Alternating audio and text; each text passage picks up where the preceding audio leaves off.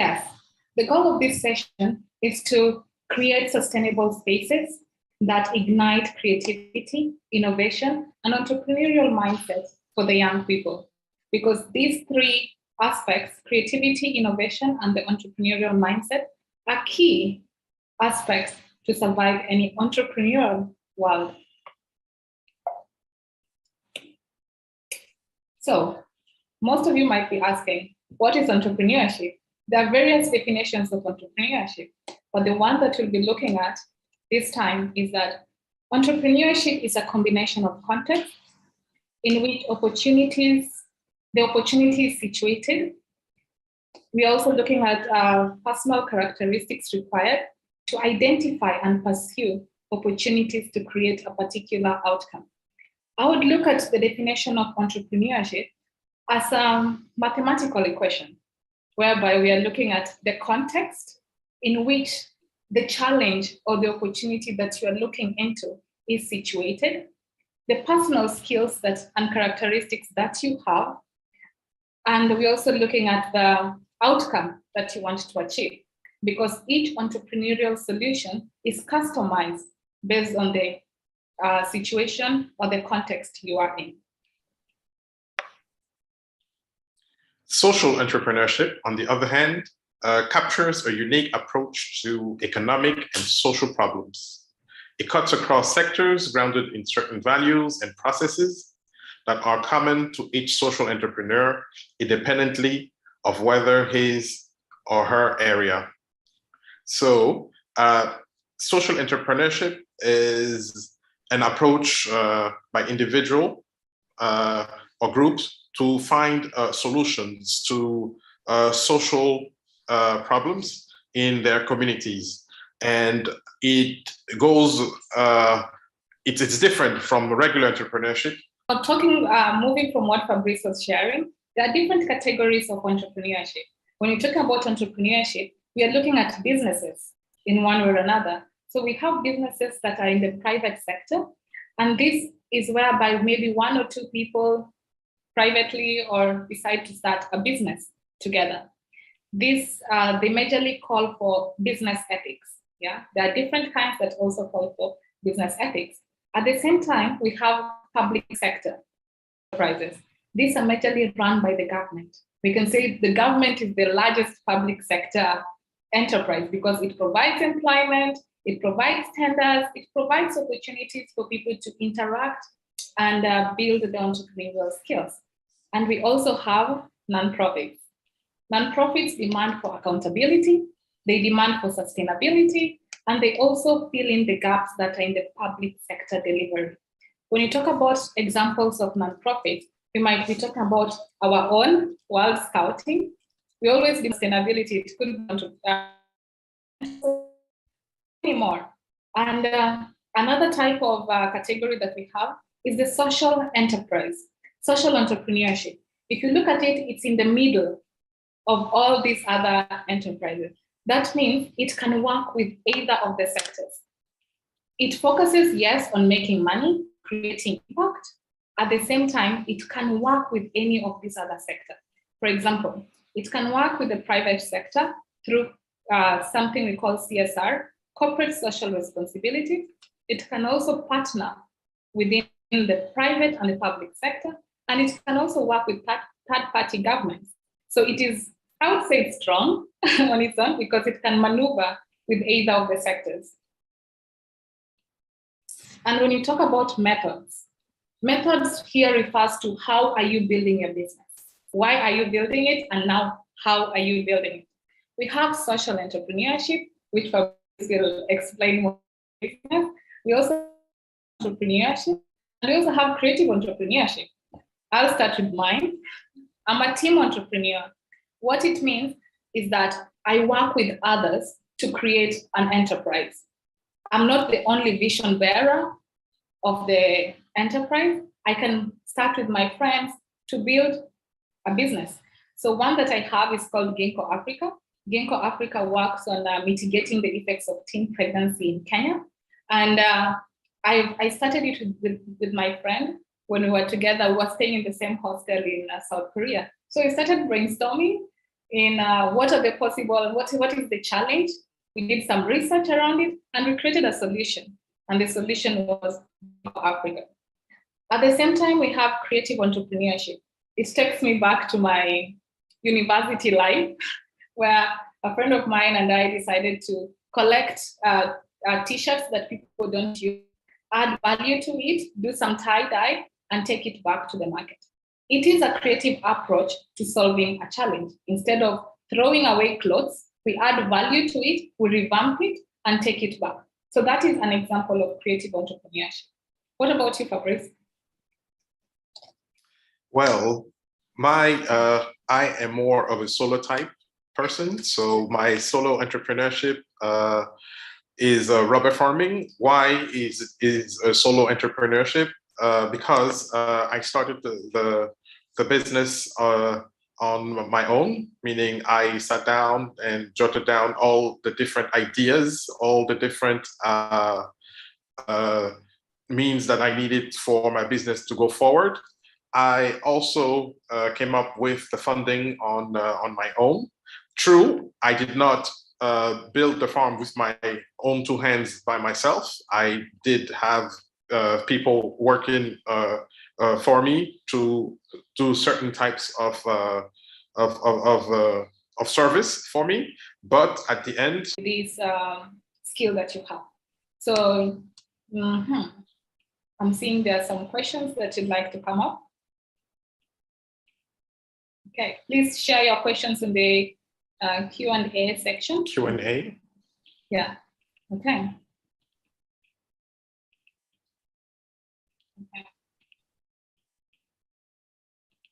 The challenge code will be shared with you towards the end. The main topic that we're covering here is entrepreneurship as a life skill.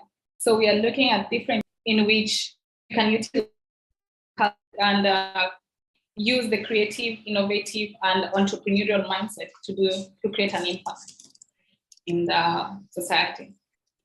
Okay, I think we can continue. Yes.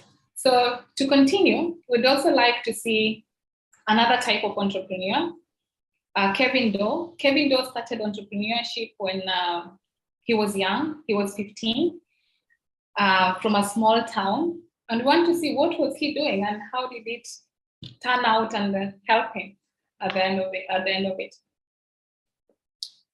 So we're going to watch a short video looking at Kevin Doe. This is Kelvin Doe, aka DJ Focus. Kelvin grew up in Sierra Leone, a small country in West Africa. By the age of 13, Kelvin had become a self-taught engineer and used discarded scrap metal, electrical parts, and other items he'd found to create electric generators for his community. At the age of 15, Kelvin created his own radio station, again using electronic scraps that he would find while searching trash dump sites near his home, and from which he'd broadcast music and news to the community under the pseudonym DJ Focus. Kelvin went on to hear more about this inspiring, self-taught engineer, innovator, and philanthropist story on this edition of Kid Inspired.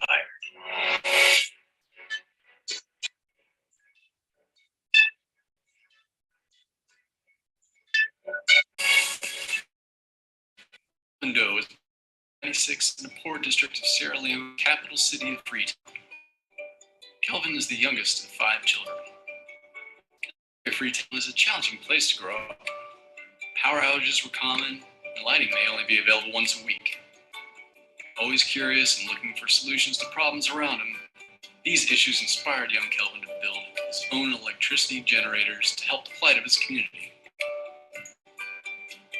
At the age of 10, Kelvin would salvage discarded electronic parts. He would spend his days to figure out how they work and then reverse engineer them. Kelvin would then take these pieces to assemble his own inventions. His mother often like an electronic scrapyard.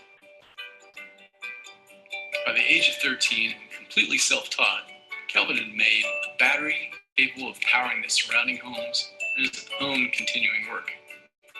By 15, he built a radio transmitter, sound amplifier, 3-channel mixer and microphone receiver from which he broadcasts his own community radio station. Known as DJ Focus because of his dedication and drive, this unwavering commitment to finding a solution to common problems as well as innovations.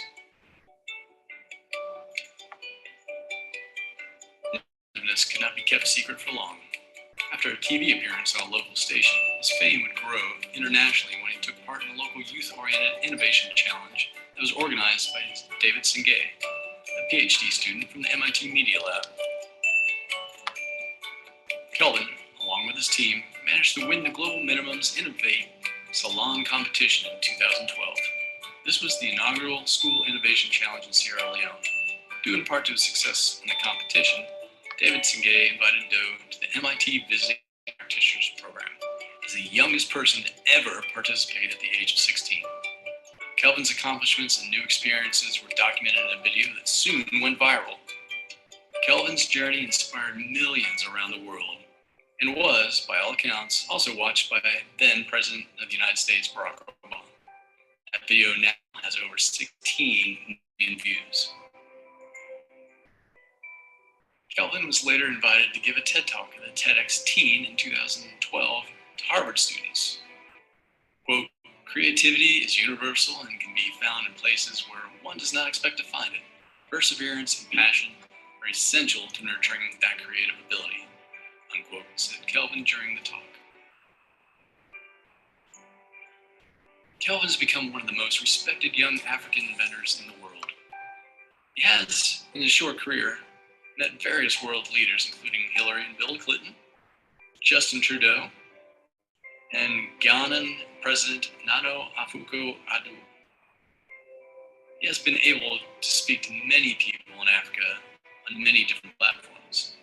In 2016, Kelvin became an honorary board member of Emergency USA, an organization with a mission to provide free medical care to victims of war and poverty around the world.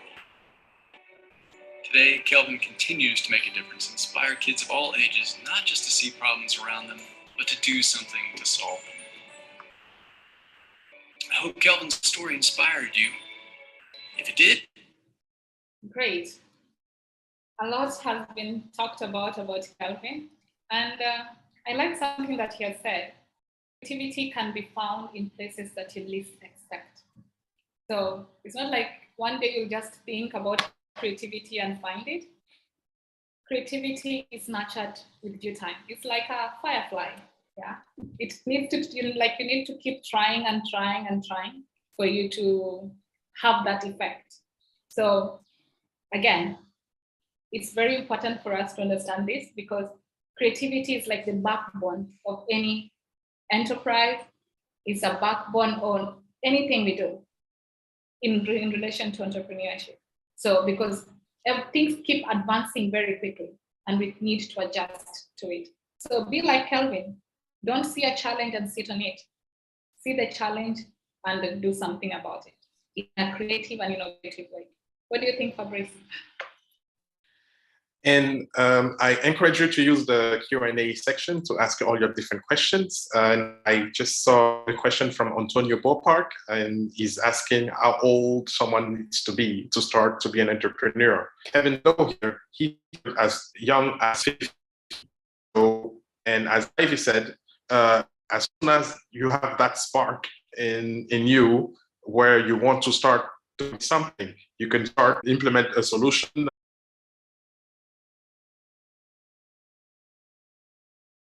My third tip will be to play as a team. You are not alone in this journey. You can reach out and ask for help from people that you know that have the capacity to help out, or from friends where you know you'll have the support you need to go forward. So you are not alone in this journey, like I said, and it's better to do it as a team. You know, in scouting, we have teamwork, and it is the same. It's the same, and you can apply that also in entrepreneurship. Ivy? Yes, very true on that. And moving on to the fourth tip, you need to commit to the why and the cause of the business or the enterprise. it's very important for you to understand, why am I doing what I'm doing? Because running an enterprise or building an enterprise is not, it's not a smooth road. It's not all rosy. It can get a bumpy, it can be bumpy sometimes. So when at that time, when you're feeling low, when you're feeling disconnected, because it happens in a business, you need to always have a strong foundation. Why am I doing what I'm doing? And this is also applicable in life. Yeah, sometimes you start something and later on you're like, why did I start this? It's very important to always reconnect with what is the purpose. Why am I doing what I'm doing? Which also applies in business. When you talk about prototyping, you have a why, you have done the research, you have identified a team, you have brainstormed and found great ideas. Now it's time to build something. This might not be the final product of what you are, or service of what you want to offer, but it is a sketch. It is a minimal viable product of what you intend to, as the solution to the community. So in this case, when you have this, when you're building this prototype, you also need to include the beneficiaries or the customers. Always hear the customers, listen to them, because sometimes we get confused and we start building things based on what we want as compared to what the community actually needs.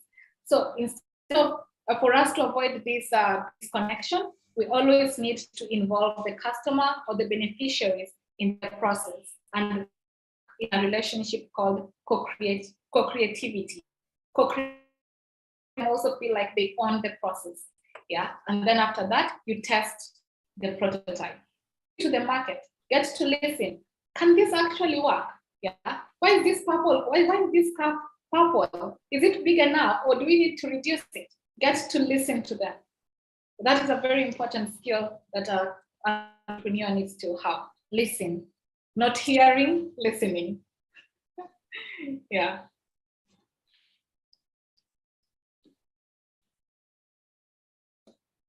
Yes. Fabrice, you can take us through the key ingredients. Okay, so now I will take you through the key ingredients you need to start your entrepreneurship journey. First, I'd say the most important, but is the entry point, is to have a vision and a strategy. You have to dream and plan to achieve your dream. Let me say that again. You have to dream and plan to achieve the dream. What does it mean? It means that you have to project yourself. You have to see yourself succeeding. You have to see yourself doing, walking the walk and achieving the journey, going to the end point. And for that, you need to plan. You need to strategize. You need to calculate. You need to design. And you need to do a bunch of other things and take all of this into account to help you reach that goal. It is not easy. It would not be easy. I can tell you that from right away, but it's doable. People have been doing it all over the world, everywhere, every day, people are doing it. So there's nothing that prevents you from doing it also. Then you need to be disciplined and focused to achieve the goal and objective. That means you have to be a leader.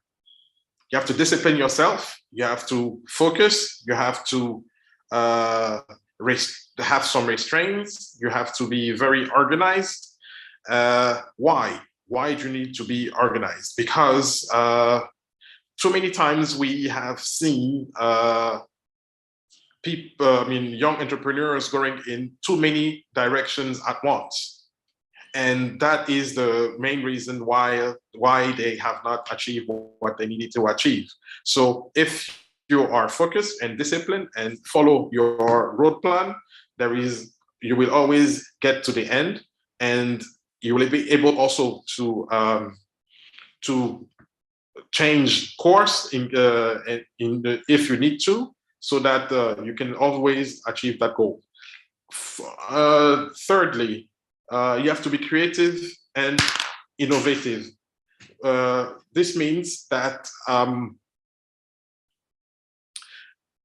you have to change the rules to the game, meaning you have to add something more to what's being offered already. You have to, okay, let's take an example. There is a delivery business in your area which offer delivery service for anything that you just needs to call, and somebody will come and take your package and deliver it to where it needs to be. Okay, so what if your idea is to have it online, have an online platform or an application where you can, instead of calling, just order the service online? That is an innovation, that is a plus that you have added to an enterprise that was already existing, and you made it your own. It's the same thing that happens right now. You take something already existing and you make it better, and it is your own. Finally, you have diversity and inclusion. Diversity of the objective, culture, fields, and drive innovation. You have to adapt. You have to adapt in your personal context. Around you, you need to see what's happening around you. You need to understand the culture you live in, the society you live in, and use that to further your business, use that to further your enterprise.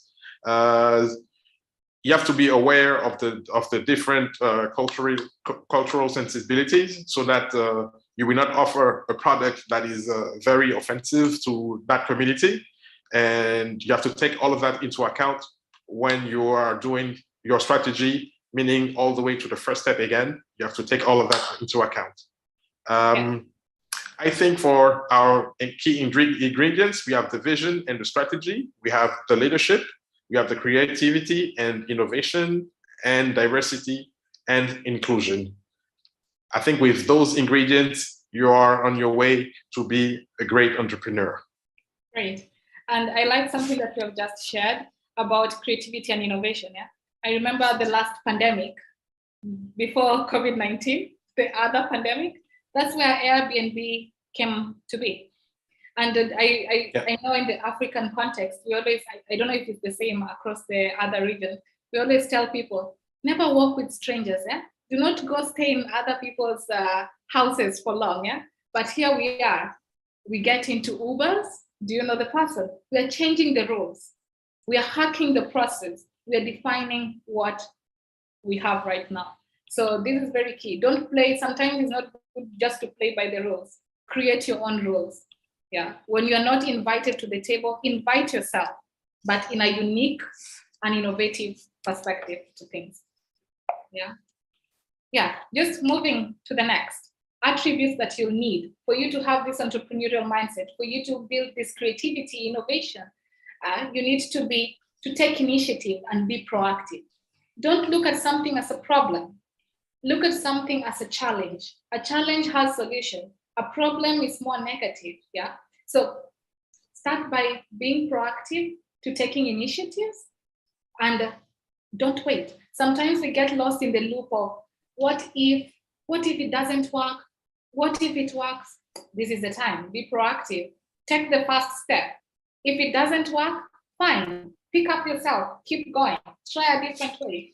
I always tell myself, I never fail. I just learn 100 different ways of doing the same thing, because it's through that failure is where we learn most. At the same time, be confident and courageous. Take the first step. Don't wait to be invited. No one will ever, in the entrepreneurial field, no one will ever hand you the opportunity. You need to take the opportunity. You need to be different. Yeah.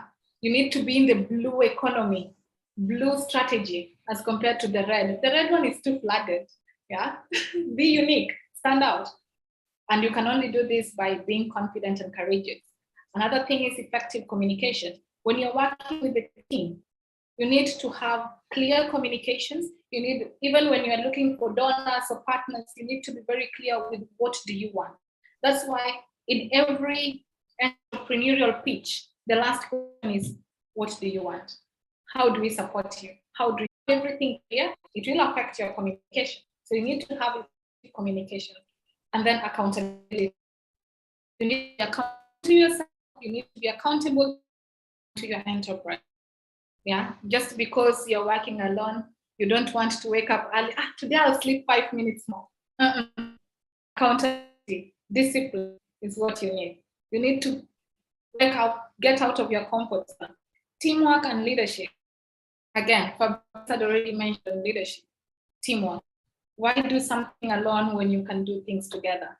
Yeah, it creates a medicine effect. It creates very colorful and innovative because different approaches are involved. Willingness to, we never know everything. Entrepreneurship is a continuous learning. Today you learn from something, tomorrow pivot. It's a continuous loop.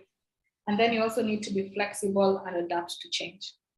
Yeah, you can't be in the same place forever. Every day we are adapting, every day we are learning. Yes. Over to you, Fabrice. Okay, so what is Scouting answer to this life skill that young people have been asking for, which is entrepreneurship?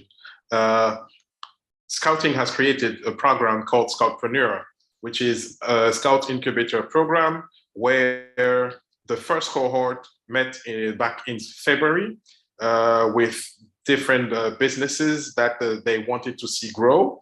And we had businesses that ranged from agribusiness, from poultry, from innovation and tech, even beekeeping in Madagascar, and some environmental projects. And you can find out more by emailing africa@scout.org about Scoutrepeneur. But I have a very interesting question in the Q&A from Jamal from Indonesia. And Ivy, if you can help me answer Jamal. So I will read the question and then we'll try and answer Jamal. So he says, hello, I'm Jamal from Indonesia. I'm an entrepreneur.